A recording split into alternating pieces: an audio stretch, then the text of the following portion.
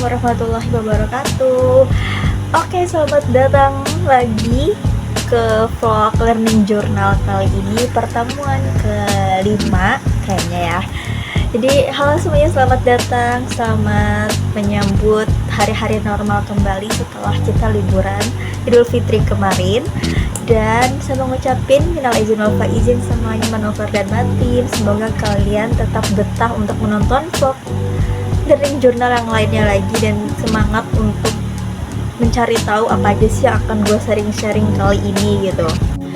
Oke semuanya, jadi untuk materi yang akan gue sampaikan di vlog kali ini, kita akan membahas tentang yang namanya penentuan rubrik dan pemilihan judul, lead, dan diksi untuk menarik minat pembaca. Nah itu judul makalahnya guys. Tapi secara garis besar kita akan membahas tentang apa itu rubrik, bagaimana menentukan judul untuk menarik minat pembaca, dan bagaimana menentukan lead dan juga diksi dalam surat kabar, dalam media massa. So guys, untuk materi kali ini itu disampaikan langsung oleh kelompok gue, dan which is guanya juga ikut menyampaikan gitu loh.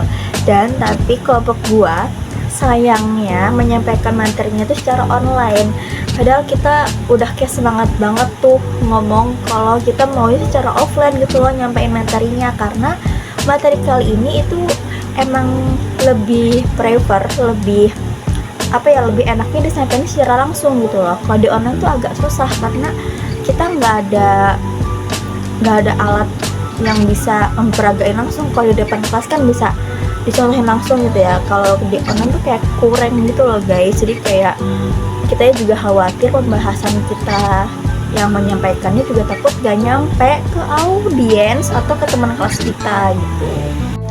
So langsung saja kita akan membahas yang pertama, ngejelasin yang namanya rubrik. Buat kalian orang-orang yang tidak berkecimpung dalam media massa pasti akan asing sama yang namanya rubrik. Jujur, gue awalnya juga kayak yang mikir, gue mikir rubrik, maksudnya kayak, lu tau gak sih mainan rubrik gitu, yang kotak. Gue mikirnya tuh kayak gitu itu, tapi ternyata ini rubrik itu berkaitan dengan yang namanya koran gitu. Jadi guys, simpelnya gue contohin dulu ya. Dalam koran kan biasanya di lembar pertama itu di paling atas koran. Nanti gue kasih contoh rubriknya di akhir. Nah jadi di bagian lembar pertama koran itu di bagian atasnya, misalkan ada yang nama temanya olahraga. Nah olahraga ini namanya rubrik gitu loh. Temanya olahraga kan, misalkan di koran. Nah olahraga ini namanya rubrik. Nah ada juga yang namanya subrubrik.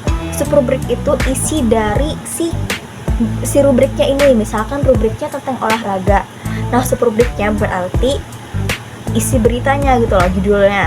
Kayak misalkan Indonesia lawan Australia menang 3-0 dalam kualifikasi pemilihan Piala Dunia. Nah itu subrubriknya. Nah rubriknya tadi si olahraga ini gitu.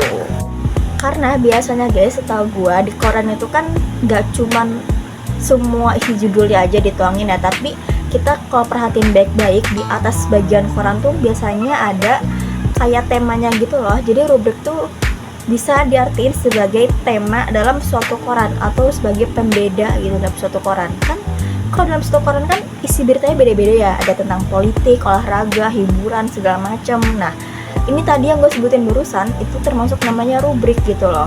Nah subrubriknya bagian dari si rubriknya ini itu loh. Kalau tentang gaya hidup atau hiburan ya, tentang tips and trick atau kayak konser yang diadain di Indonesia gitu. Terus kalau politik ya tentang gimana sih, apa aja yang terjadi di pemerintah negara kita sendiri sekarang. Nah gitu. Nanti kalau tentang olahraga tadi udah gue jelasin sebelumnya gitu. Oke lanjut, kita akan pembahasan selanjutnya, yaitu gimana sih menentukan judul berita.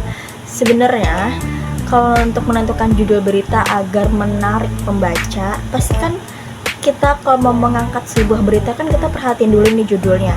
Tapi guys, kalau saran dari gue atau misalkan ini opini dari gue aja ya, Kalau kita mau menentukan judul berita itu, kita harus isi dulu nih, kita harus nulis secara garis besar dulu nih, kayak kita mau angkat berita apa sih. Nah, nanti kalian kalau menulis berita jangan judul dulu baru isi. Sebenarnya beda-beda sih, tapi kalau menurut gue, kalau kita udah tahu nih isi beritanya tentang apa, udah lengkap nih semua isi beritanya, dari teras beritanya, dari isinya, dari penutupnya, nah udah ada nih, udah lengkap isi beritanya, pasti kita udah bisa langsung nemuin si judul beritanya ini gitu loh.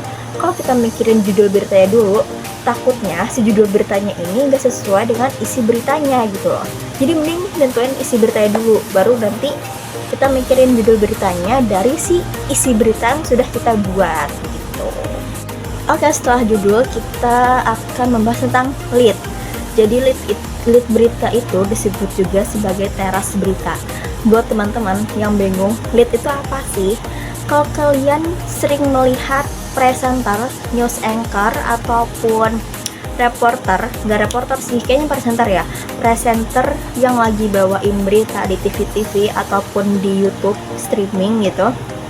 Nah, presenter kan kalau mau bawain berita kan biasanya di awal beritanya dia ngomong kan kayak tentang judul beritanya.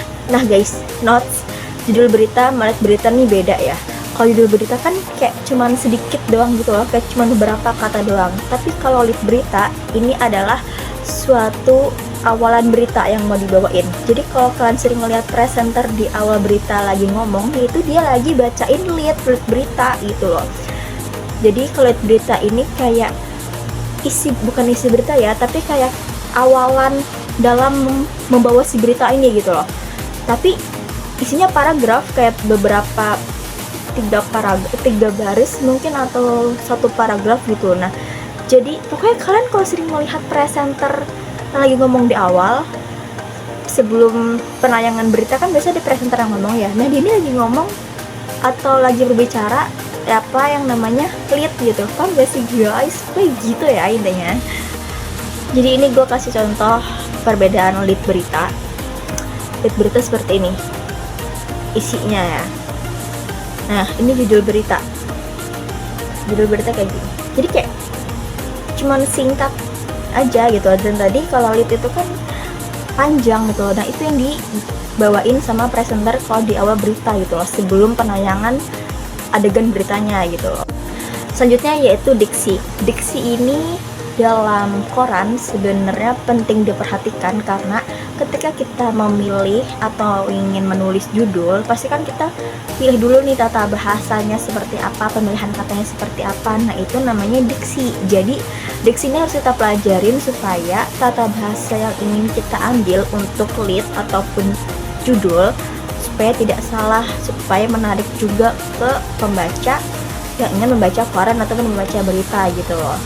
Jadi kalau kita sebagai seorang wartawan, pasti kan kita ingin membawakan berita yang penting gitu ya, yang lagi kejadian, lagi viral. Nah, sebenarnya kalau pemilihan kata tuh gak usah terlalu lebay dan gak usah terlalu kayak heboh gitu. Sebenarnya simple aja guys, yang penting menarik dan penting gitu loh. Singkat, padat, penting, menarik. Udah itu aja yang diperhatiin gitu. So guys, itu aja materi yang gue sampaikan untuk pertemuan kita hari ini di vlog Learning Journal. Jadi buat sobat jurnal semuanya, selamat menonton dan terima kasih sudah menunggu saya untuk mengupload vlog jurnal yang lain. Terima kasih semuanya, bye. Wassalamualaikum warahmatullahi wabarakatuh.